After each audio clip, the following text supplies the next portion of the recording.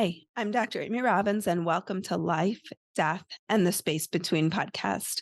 I'm a licensed clinical psychologist and medium, and here we explore life, death, consciousness, and what it all means.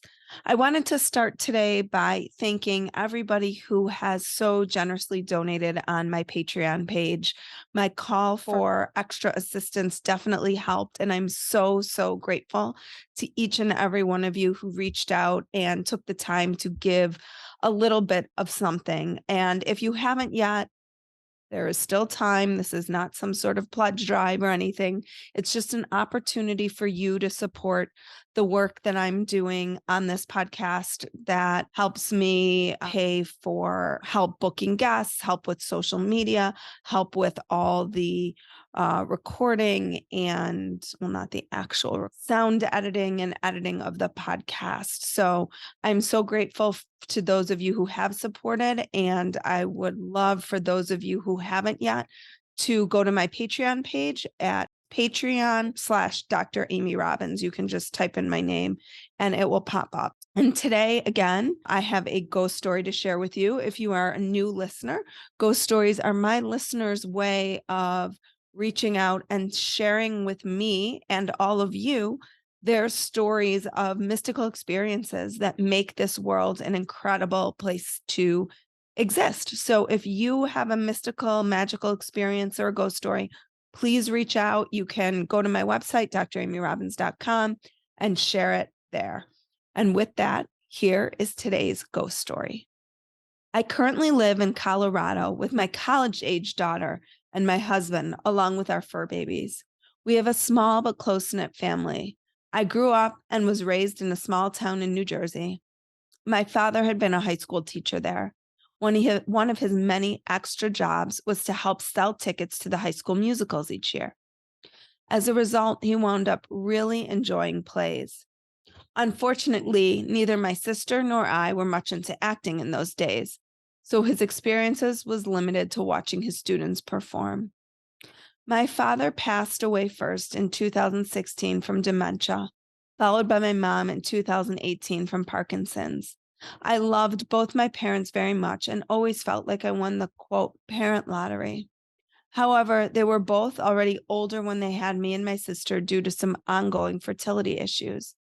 As a result, both of my parents were very sickly for years prior to their eventual passings. It was always a sadness and a huge regret of mine that my daughter never remembered my parents as being the healthy, fun grandparents. Most of my daughter's memories of my folks came from me, my stories, and old photos, rather than her own memories.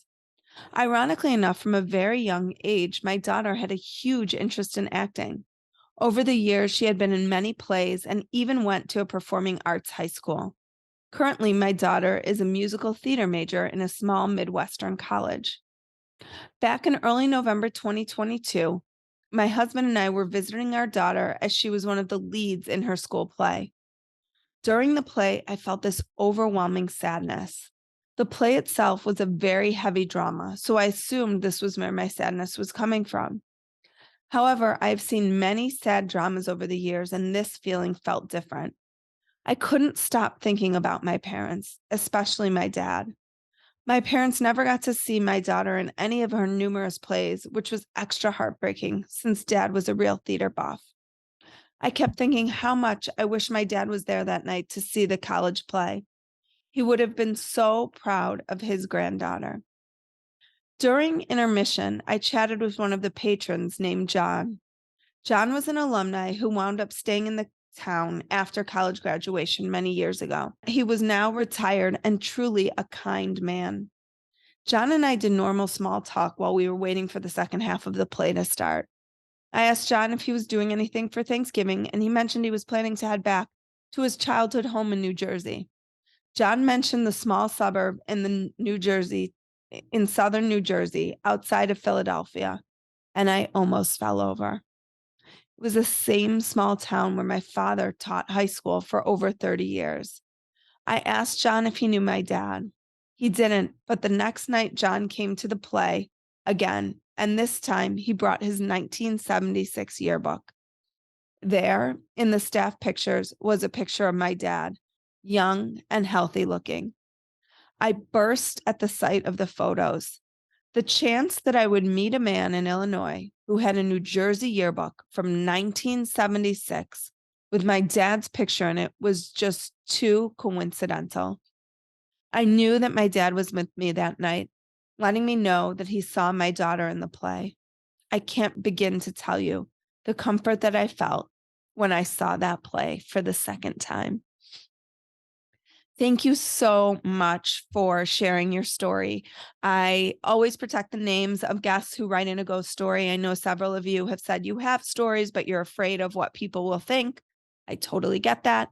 I will not share your name in a story, but please write your stories in. Everybody loves the ghost stories. They are a crowd favorite on the podcast. And again, if you haven't had a chance yet to rate and review the podcast, please do so. Please follow me on Instagram at Dr. Amy Robbins, Facebook, which I'm only sort of on at Dr. Amy Robbins, LinkedIn, which I'm now on. And you can also watch all of these videos on YouTube.